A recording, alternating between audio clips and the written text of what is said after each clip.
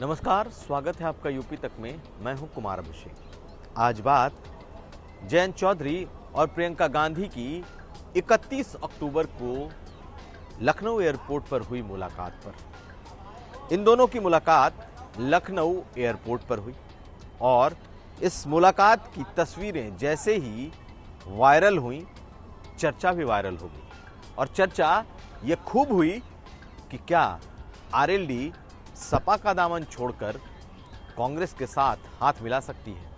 क्या पश्चिम में कांग्रेस का सहारा आरएलडी बनेगी, यानी कि जयंत चौधरी और अजीत सिंह की पार्टी? इन दोनों की तस्वीरों को खूब ट्वीट किया गया, सोशल मीडिया पर काफी कुछ लिखा भी गया और बाद में जयंत चौधरी ने यह साफ कर दिया कि उनका गठबंधन सिर्फ समाजवादी पार्टी से है और 2022 का चुनाव वो समाजवादी पार्टी के साथ ही लड़ेंगे।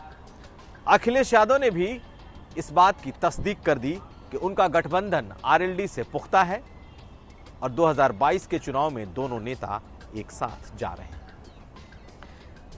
जब सब कुछ ठीक ठाक है, गठबंधन पुख्ता है, तो फिर इस चर्चा के सियासी मायने क्या हैं?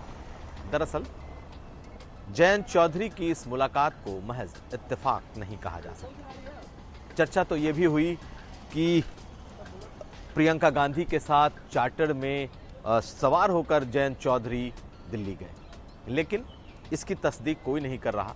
यहां तक कि पार्टी के भीतर से भी ये कहा गया कि जयंत चौधरी अपनी फ्लाइट से गए और प्रियंका गांधी अपनी फ्लाइट से। लेकिन इस मुलाकात के बाद इस चर्चाओं ने यूं ही जन्म नहीं लिया है। चर्चा ये जरूर है कि कहीं ना कहीं कांग्रेस चाहती है कि आरएलडी उसके साथ गठबंधन में आ जाए। हालांकि आरएलडी को फिलहाल कांग्रेस में कोई पोटेंशियल नजर नहीं आ रहा। उसे लगता है कि पश्चिमी उत्तर प्रदेश में अगर चुनाव जीतना है तो सपा के साथ जाना होगा या फिर बसपा, कांग्रेस और आरएलडी का गठबंधन हो, तभी पश्चिमी उत्तर प्रदेश में कोई फॉर्मिडेबल कॉम्बिनेशन बन सकता है। समाजवादी पार्टी के साथ एक बड़ा वोट बैंक वेस्टर्न यूपी में जुड़ा हुआ है और खासकर मुसलमान इस वक्त वेस्टर्न यूपी में समाजवादी पार्टी के साथ दिखाई दे रहे हैं। बीएसपी भी अपनी ताकत आजमाएगी, बड़े और मजबूत कैंडिडेट्स को बसपा भी उतारेगी, लेकिन पश्चिम का समीकरण इस बार मुस्लिम, जाट और दूसरे वर्गों को जोड़कर बनाने की एक कोशिश चल रही है।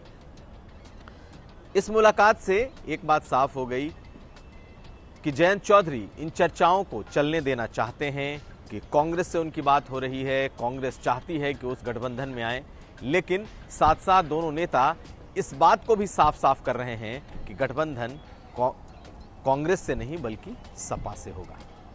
दरअसल ये सब एक तरीके से प्रेशर टैक्टिक्स है फिलहाल, क्योंकि दोनों दल अपनी अपनी संख्या पर अड़े हैं। चर्चा के मुताबिक 42 सीटें कम से कम आरएलडी चाहती है, जबकि समाजवादी पार्टी ने यह कह रखा है कि पहली और दूसरी जो सीटें आरएलडी को मिली थी, जहां पर वो नंबर 1 थे या फिर नंबर 2 पर थे, वो ये सीटें ले लें और ऐसी सीटें महज 9 हैं।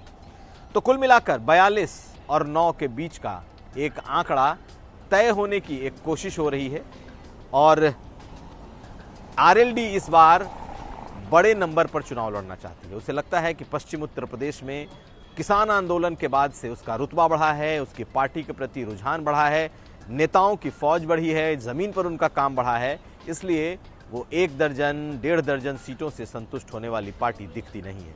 ऐसे में दोनों दल बैठकर इस बात को तय करने की कोशिश में हैं कि सीटें जल्द से जल्द फाइनल हो और आरएलडी के मुताबिक 15 नवंबर के आसपास इस पर से धुंध छट सकती है कि आखिर उन्हें कितनी सीटें मिलने जा रही हैं। कुमार अभिषेक, यूपी तक।